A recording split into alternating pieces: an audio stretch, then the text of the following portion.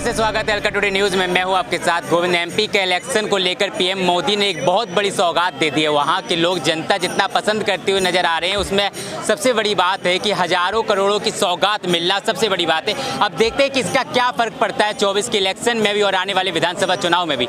जनता से ही रुख करते हैं, जनता से जानते हैं क्या राय रखते हैं। नमस्कार भाई। नमस्कार जी। कैसे देखते हैं कि एमपी को जो है बहुत बड़ी सौगात मिल चुकी है पीएम मोदी की तरफ से? देखिए, एमपी को सौगात तो मिली है, लेकिन एमपी को सौगात मोदी जी 2014 से लगातार देते आ रहे हैं और वहाँ पे बदलाव की राजनीति दिखी है। और किस तरह से एमपी पहले क्या था और एमपी आज की स्थिति में क्या है, वो एमपी के लोग आप मेरे से ज़्यादा बेहतर बता सकते हैं आपको।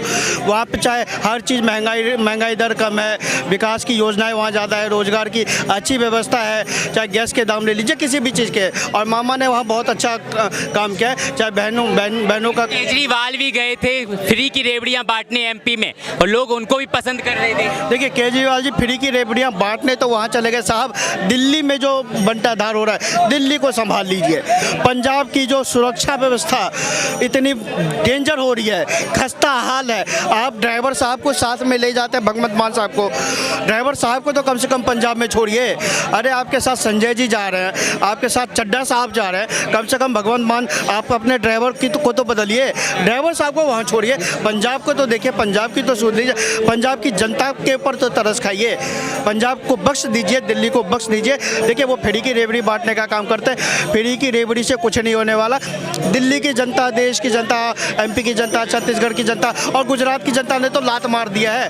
फ्री की रेवड़ी का क्या हाल होता है वो गुजरात की जनता ने बता दिया है कि भैया हमें ना चाहिए फ्री की रेवड़ी, हमें नहीं चाहिए, हमें तो चाहिए विकास।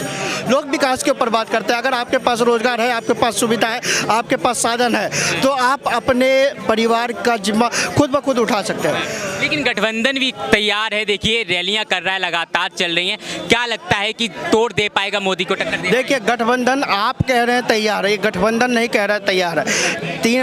4 बैठकें हो चुकी है, कल या परसों लगा के 4 बैठकें हो चुकी है, अभी तक संयोजक नहीं बन पाया है। 4 बड़ी बैठकें हो चुकी है 26 पार्टियों की मतलब राष्ट्रीय लेवल पे, ठीक है। ये अभी तक अपना सीट शेयरिंग का फॉर्मूला नहीं ढूंढ पाए। 4 बैठकें हो चुकी है, अभी तक ये एक चेहरा नहीं बना पाए कि भैया मोदी जी के चेहरे के बराबर। जनता बना चुकी है, जनता कह रही राहुल गांधी सबसे प्यारा चेहरा है। राहुल गांधी जी सबसे, ये जनता नहीं कह रही है, कांग्रेस कह रही है। और हमारे चच्चा पलटू चाचा कहते हैं, और सॉरी पलटू चाचा के भाई ललन सिंह कहते हैं कि नीतीश प्रधानमंत्री पद के उम्मीदवार है। हमारी दीदी ममता दीदी वो कहती है कि ममता दीदी प्रधानमंत्री पद की उम्मीदवार है। आप इधर आ जाइए, केजरीवाल साहब, इनको उठाने की बात अलग चल रही है। तो गठबंधन में तो फार क्योंकि इन्होंने इंडिया में जितने छेद किए ना, आई छेद, एन छेद, डी छेद, ये जो छेद करने का काम किया है इन्होंने, ये छेद को बंद करेगी देश की जनता, भारत की जनता। क्योंकि इन्होंने जितने छेद किए हैं, जितने टुकड़े किए, ये छेद इनकी पार्टी में होगा, इनके परिवार में होगा।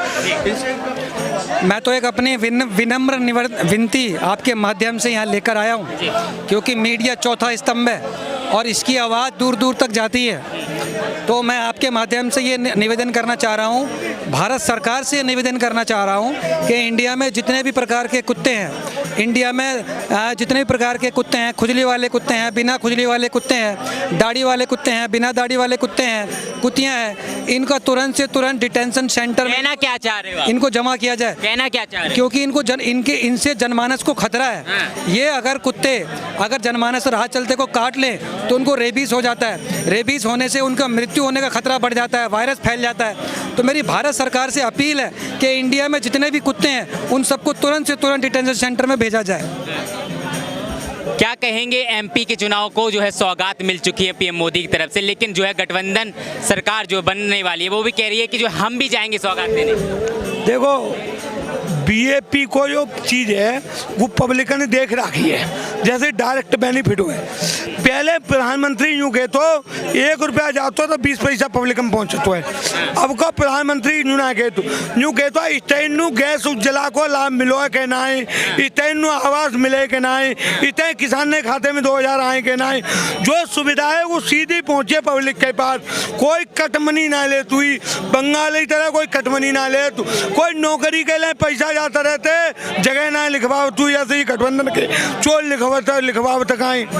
और और कोई प्रधानमंत्री यूनाइटेड के जाके देश के संसाधन पे पहलो फलाने एक धर्म को या एक जाति को अधिकार हुआ है। जैसे मनमोहन कहते हैं कि भाई यहाँ पे तो अल्पसंख्यक माउंटेन को अधिकार हुआ है के हिंदुस्तान के संसाधन पे। पर वो तो विपक्ष कह रहे हैं कि फ्री का जो है पैसा, जनता का पैसा, टैक्स का पैसा बीजेपी सरकार लुटाती है, बर्बाद करती है। G20 में भी बर्बाद करके दिखाया। G20 में बर्बाद किया है तो बर्बाद मान लेंगे या बात है, पर एक परिवार के जन्मदिन के लिए हवाई जहाजों सरकारी नो प्रयोग उनाहेरो जब हो तो अगर मतलब पर्सनल पे पैसा खर्च होता तो बर्बाद टैक्स को पैसा होता तो जन्मदिन मनाए जाते तो सरकारी मनाए जाते, सरकारी पैसा थे। बाहर यात्रा पे जाते प्रधानमंत्री 25-25 दिनों छुट्टी पे चलो जाते शहर में। अब कंडीशन ना है, अब प्रधानमंत्री 1 मिनट ही छुट्टी ना ले, संपूर्ण समय काम करते हैं। लेकिन एक तरफ कांग्रेस सरकार फ्री की रेवड़ियां बांट रही है और दूसरा पीएम मोदी सौगात देने पहुंच रहे, कैसे देख रहे हैं? देखो, फ्री और सौगात में जमीन आसमान का अंतर हुआ है। फ्री वो चीज है कि जिन्नू आवश्यकता ना गुन्नू जबरदस्ती दे रहे हो। जैसे एक महिला 50,000 का फोन हुए 1.5 लाख रुपए तनख्वाह ले रही है, 25,000 चश्मा लगा रही है, वो 10 रुपए टिकट लेवेगी होगा नामान तो केजरीवाल ने की वो है फ्री की। जो वास्तविकता में जो सुविधाएं गरीबन की है, देखो जो 2000 किसानों दे जा रहे हैं वो में कहेगा जहाँ पे 20 बीघा से 4 एकड़ से खेत ज़्यादा है उसके लिए कुछ सुविधा नहीं है, कुछ सुविधा नहीं है।